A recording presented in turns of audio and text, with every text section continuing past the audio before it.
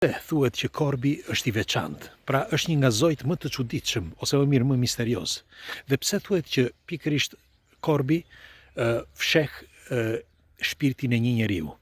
E keni parë padyshim filmin The Crow ose më mirë Korbi, e keni parë.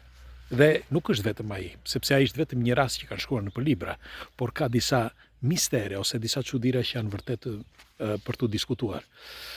Jam pak më mirë dhe Dolla sot tani sapo lëviza pak, se për ata që nuk e pan, nuk shkova në punë sot sepse e kisha pak temperaturë dhe mëdhim të koka. Dhe doja t'ju tregoja këtë sepse kur dola në balkon pash një korb. Përballë meje, mbi një pallat pash një korb dhe mu kujtua që t'ju tregoj jo vetëm këtë histori, po ka me qindra. Megjithatë unë do t'ju tregoj një. Ishte si gjithmonë kush është rastësisht dhe nëse nuk e bëni dhe bëjni like faqes dhe videos që të shihemi sërish, dhe faleminderit që jemi bashkë. Në luftën e dytë botërore tregohet në Itali një histori e një zotërie që ishte një falenjame, që i thohet këtu, por ai bënte pjesë artistike prej druri, gëdhënte në dru. Dhe teksa kthej në shtëpi, i ndodhi një fakt i çuditshëm. Ai kur po kthej pa një zog të vogël korbi. Dhe pa që ishte vrarë. Ishte vrarë në krah dhe ishte vrarë dhe në këmbë. Pa ishte thyer një nga gishtat e këmbëve. Dhe ai nuk iku me fjalë që ta injoronte, por e mori, e kuroi dhe me fjalë çoi në shtëpi dhe e kuroi. I jepte për të ngrënë. Kur u shërua, korbi iku. Por kjo histori nuk mbaron këtu. Kaloi një farë kohe, disa muaj. Dhe korbi, një ditë erdhi një korb i madh. Ai kujtonte mos ishte një korb tjetër, por e kuptoi më vonë se kush ishte i njëjti korb. Shkoi tek dritari dhe çukiste tek dritarja, sepse nuk e shikonte atë zotrin. Madje her pas here ai e dëboi, sepse kujtoi se ishte kush e di çfarë ishte, dëboi.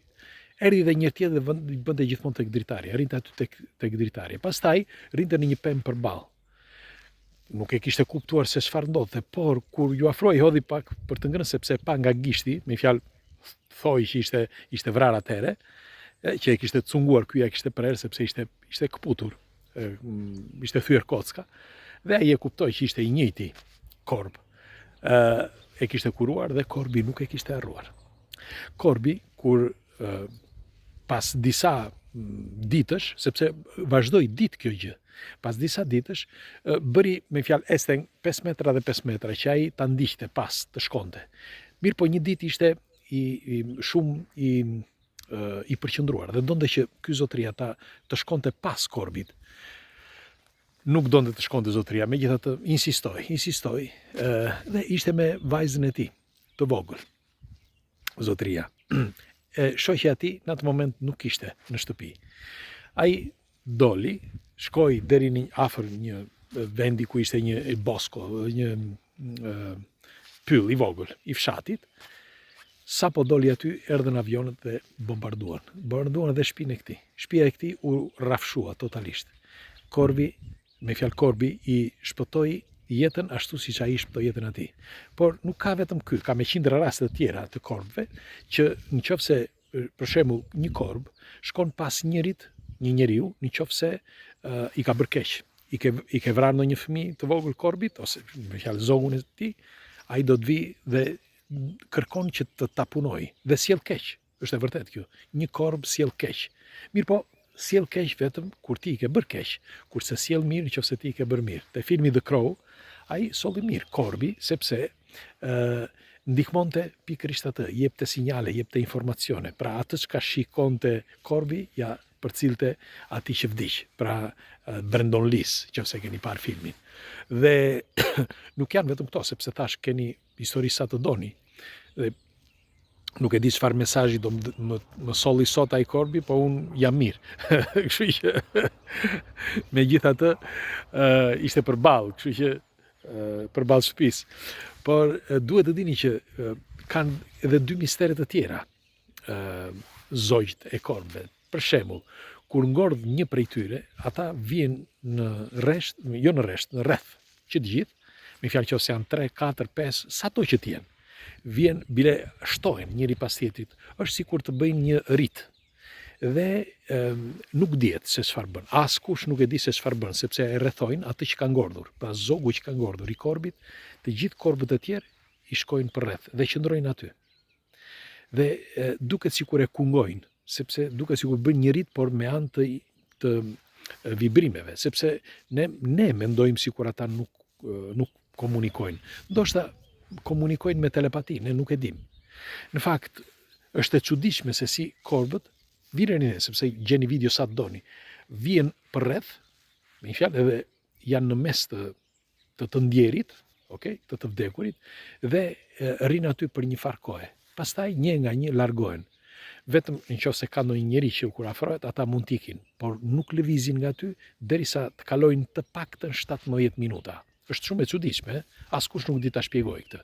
Dhe kjo ka ndodhur në të gjitha vendet, nuk është se ka ndodhur në një vend për shkakun që ti thua, ndoshta ishte një rastësi. Jo, ka ndodhur në çdo kontinent, dhe shikoni, sepse i gjeni me qindra. I mat, babai im thoshte që korbi është ndryshe. Korbi jeton me shpirtin e njeriut, kështu thoshte i mat. Unë mendoj që nga një ranë kishte edhe të drejtë, nuk kishte dalë filmi atëre The Crow, korbi doli në vitin 94-95, mos gaboj. Por babai im e thoshte që kur isha i vogël, me fjalë, para viteve 90. Dhe është e çuditshme se si korbi sillet. Ka edhe një tjetër mister korbi. Për shembull, kur janë arrin një mosh, për shembull që janë të mëdhenj në mosh, fillojnë dhe ju ngjiten këto insektet. Me fjalë, insektet të vogla ose mirë krimat, si mund të quhen. Krimat ju ngjiten në për trup, sepse nga pëndët, pra nga papastërtia, nga si quhet, djersa, nga koha, dhe nën pënd fillojnë që bëjnë këto krimat. Por janë krimat vegjël, nuk diskutohet. Mirë po, këta parazit, në qoftë se do të rri ashtuaj pa u pastruar, për një farë kohe e bluajnë dhe korbi ngordh. Dhe shikoni se çfarë bën korbi. Korbi shkon atje ku ka nga ato milingonat helmuese, ato të kuqet. Një të hapur bën dhe krahët, shtrihet mu në mes aty, mu në mes të milingonave, hap krahët dhe lejon milingonat që të hipin sipër në për trup. Dhe milingonat çfarë bëjnë? Shkojnë dhe pickojnë lëkurën, sepse duan lëkurën. Mirë po, duke pickuar lëkurën, lëshojnë ato fermionet, ose helmin, si mund të quhet, dhe ky helm bën efektin anasjelltas, sepse përveç se ngordh të gjitha ato, si quhen, ky mund të jetë një korb. Përveç se dëgjoni. Fol për djallin dhe djalli shfaqet. Dhe po thosha, kur i pickojnë këto milingonat, përveç se ngordhin që të gjitha ato larvat që janë në për trup, por forcojnë edhe lëkurën. Dhe herës tjetër do të jetë akoma më vështirë për këto insektet, me një fjalë që ta dëmtojnë trupin e një korbi.